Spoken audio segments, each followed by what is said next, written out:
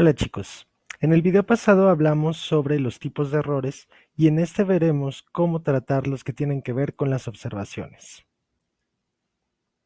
La mayoría de los modelos requieren datos de entrada, es decir, mediciones que se hagan en la vida real para poder así arrojar conclusiones o predicciones.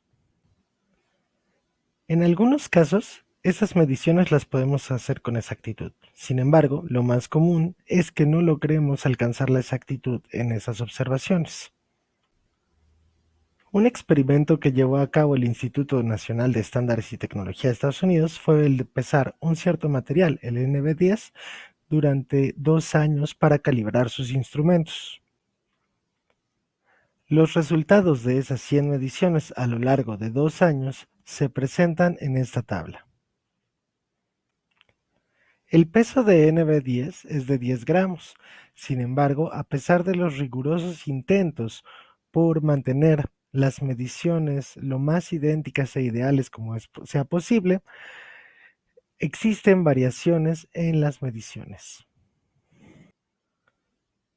Los números que aparecen en la tabla anterior se interpretan como 10 menos el resultado de la medición obtenida. Aquí podemos ver todas esas medidas en un histograma. El área de cada rectángulo representa la fracción de todas las medidas que caen en el intervalo, que representa la base de la barra.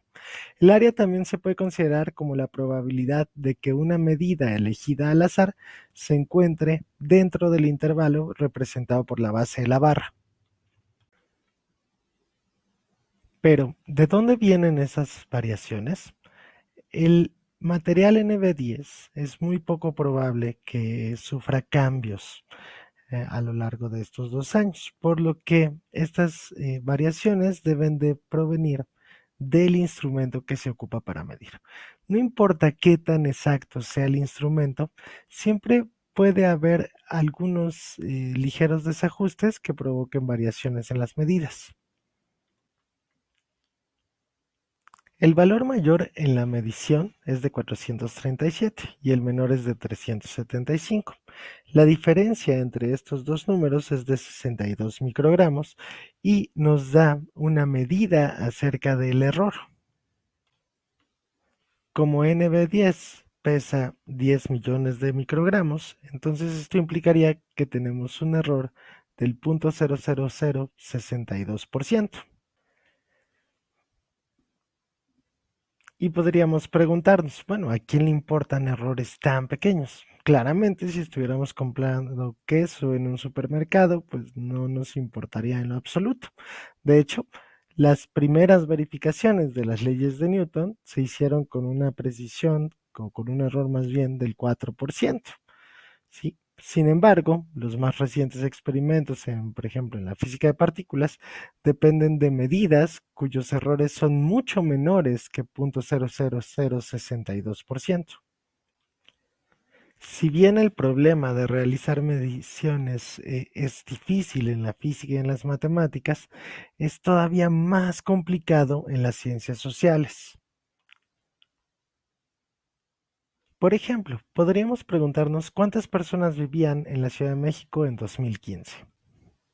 Y entonces, si entramos en la página del INEGI, veríamos que son 8.958.653 personas.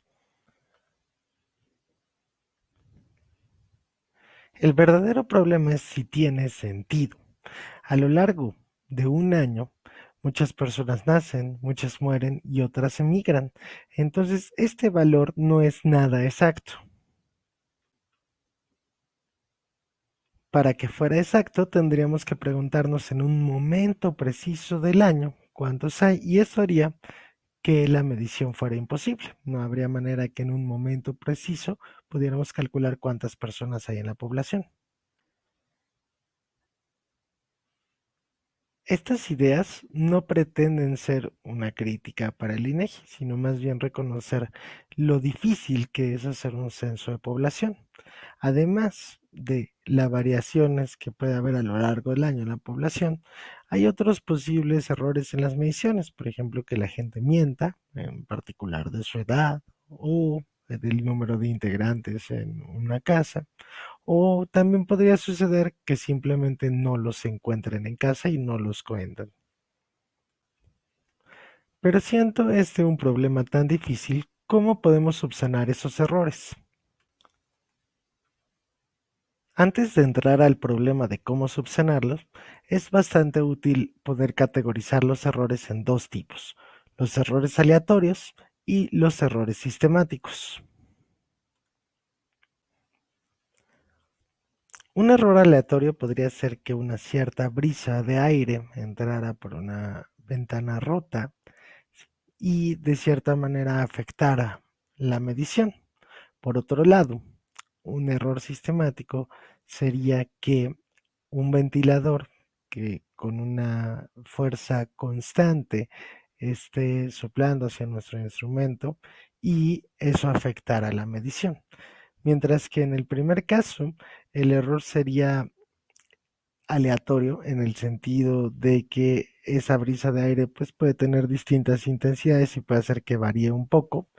El segundo realmente sería como siempre con la misma fuerza y es un error, por eso se le dice sistemático. Otro ejemplo de error sistemático podría ser que la mesa en la que estamos trabajando no esté completamente nivelada, tenga un cierto ángulo y entonces eso afectará las mediciones.